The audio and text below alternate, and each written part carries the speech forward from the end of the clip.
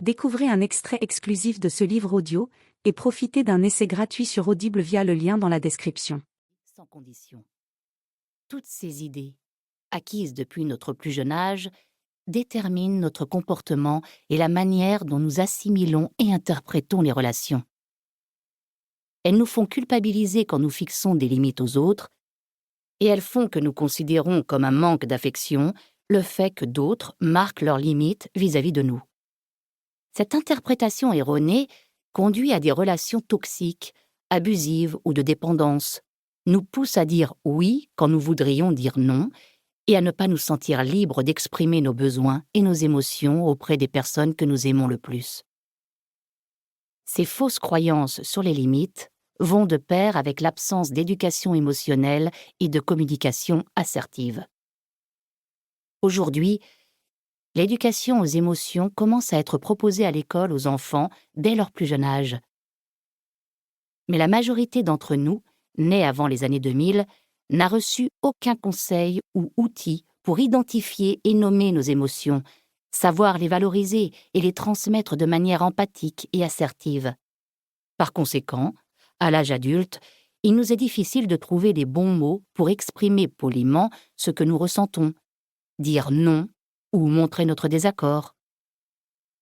On ne nous a jamais appris à communiquer sincèrement et honnêtement tout en restant respectueux envers les autres, à extérioriser notre colère sans attaquer l'autre ou à exprimer nos besoins aux autres de manière claire.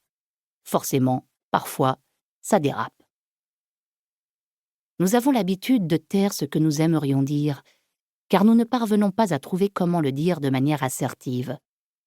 Nous nous disons « cela n'a pas d'importance »,« je ne veux pas créer un conflit » ou « je n'ai pas envie de mettre l'autre en colère ». En d'autres termes, nous nous réprimons. Cependant, lorsque nous faisons cela, au lieu de réduire l'intensité de nos émotions, cela les amplifie en notre fort intérieur. Nous les accumulons jusqu'à ce que, un jour, nous explosions comme un volcan et finissions par nous exprimer de la pire manière qui soit. Et c'est pas joli. Dans ces moments-là, nous provoquons des dégâts et nos relations se détériorent. Nous avons le droit de fixer des limites, mais pas n'importe comment. Il faut y mettre les formes. Pour qu'elles soient saines et qu'elles nous aident à construire, plutôt que détruire, de bonnes relations, tant avec nous-mêmes qu'avec les autres, il est essentiel de savoir poser ses limites tout en tenant compte des émotions des autres et des nôtres avec les bons mots, au bon moment.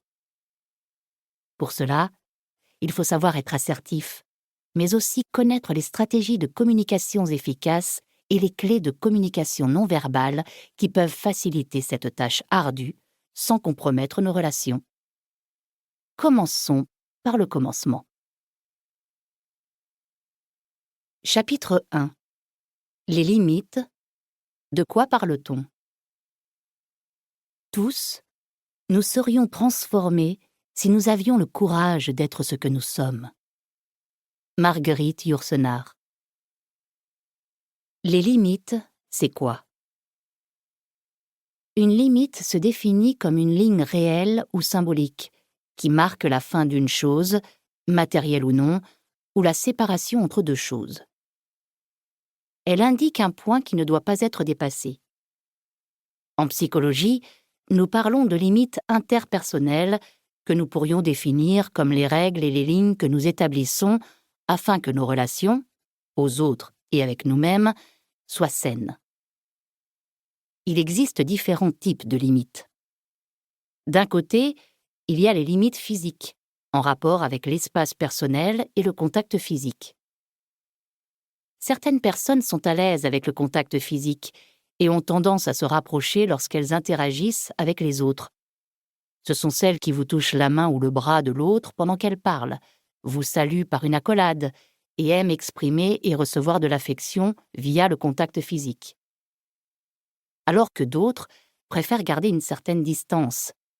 Elles vous saluent de loin, se sentent envahies si quelqu'un s'approche trop près, sont mal à l'aise quand vous les embrassez. En ce qui concerne les limites physiques, en plus des préférences individuelles, la culture de chaque pays joue un rôle très important.